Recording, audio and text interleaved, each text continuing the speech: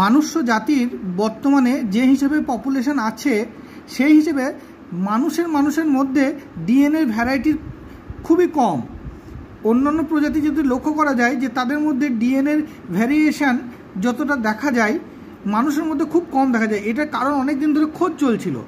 তো এটা দেখা গেছে যে আনুমানিক আজ থেকে 8 লক্ষ বছর আগে হিউম্যান পপুলেশন কমে গিয়ে মাত্র 1280-তে রূপান্তরিত হয়েছিল।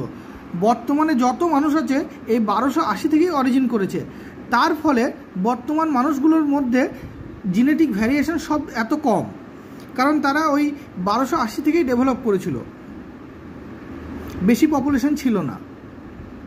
আর সময়টা যেহেতু মাত্র 8 লক্ষ বছর আগেকার, মানে ইভলিউশন হিসেবে 8 লক্ষ বছর অনেকটাই কম, সুতরাং এখন পর্যন্ত মানুষের মধ্যে অতটা ভ্যারিয়েশন আসেনি জেনেটিক।